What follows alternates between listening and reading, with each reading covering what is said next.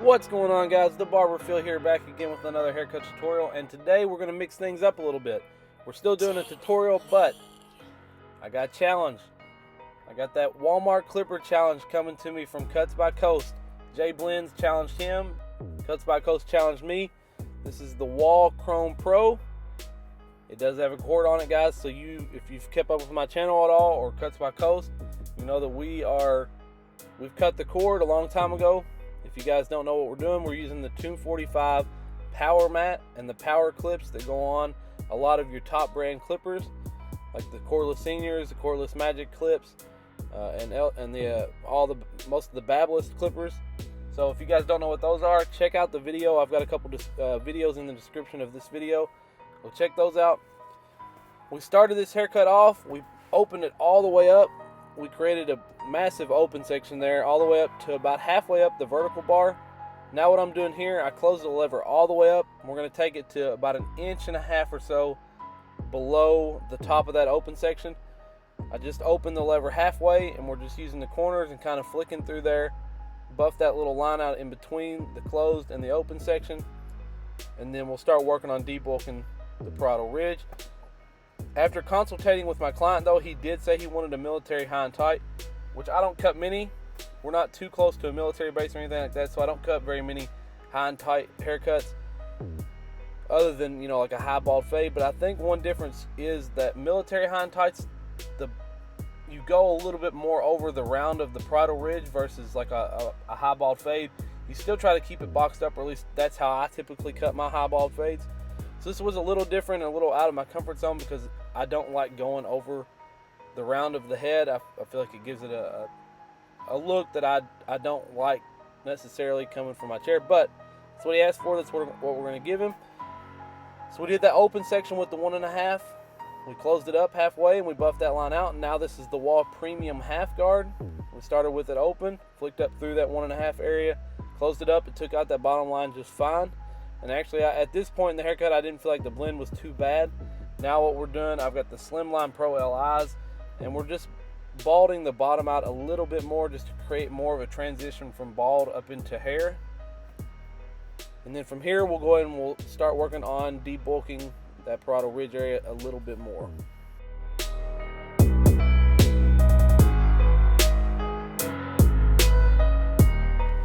So for the top, what we went with was a 5-guard close. I'm going to run this in every different direction we can just to make sure that we get the top as even as possible. And this will also start the process of helping to blend that side out from the open section up into this 5-guard.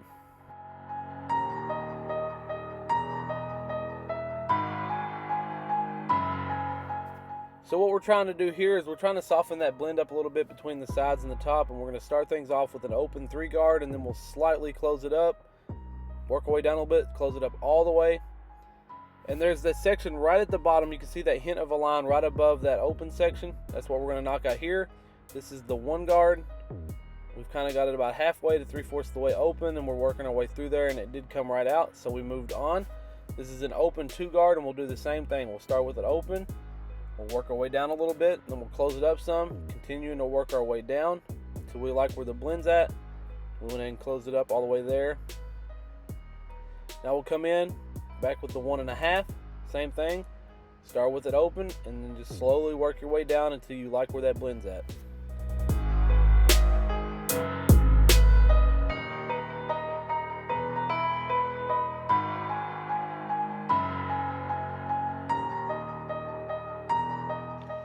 So we came in with the FXs and we put a light vertical bar on the front.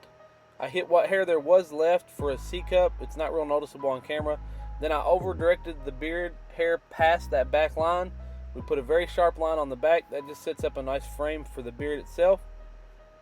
And then we're going to come in. I'm going to make sure I clean up all the hair around his ear, and then right at the perimeter where the hairline would typically be, clean that up a little bit. Now we're going to use the 40T blending shears, just coming straight up and off the head, lifting that hair away from the head, clipping the ends just to soften that up a little bit. And then I sped the back up. So we're going to let this ride for a sec.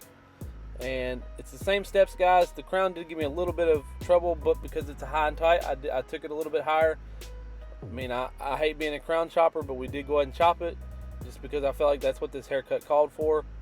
You know, he doesn't want to have to deal with the hair on his crown being, you know, fairly long and then it's sticking up and stuff like that. So that's what this haircut called for.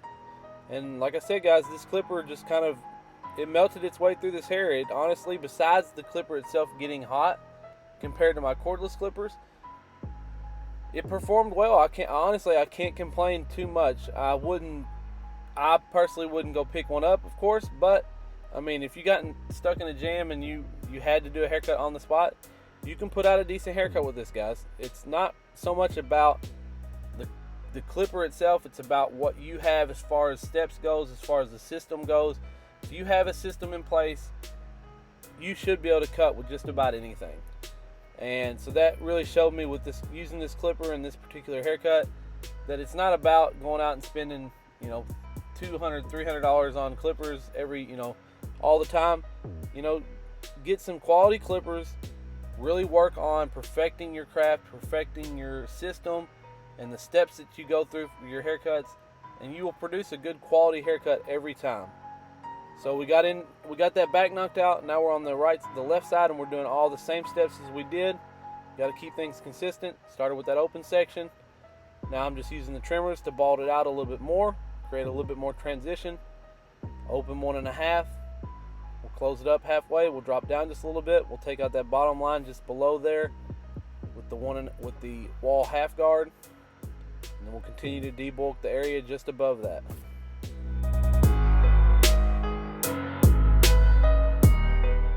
So here I've got the open 3 guard just like we did on the other side. We're going to work our way through there, making sure that we keep combing the hair down so we see how it's laying. We'll close it up just a little bit. And then what I did was I took an open 4 guard. Obviously the open 4 guard is a little shorter than a closed 5, but not by much. But it did help soften that transition there, and it seemed to cut it a little bit better. Now I over directed the hair past that back beard line. Used the FXs to put a sharp line there. We'll tap in that top beard line, make it nice and sharp, keeping it as full as we can. And then to blend that top line out here, what we're going to do is an open section, immediately close it, flick that out. We put the WAHL Premium 1.5 guard on there. I just did a light open section there, and then I didn't show it, but I turned it over and went down with the growth of the hair. Now we get over to the right side. We'll do the top beard line. You guys can see how sharp that got.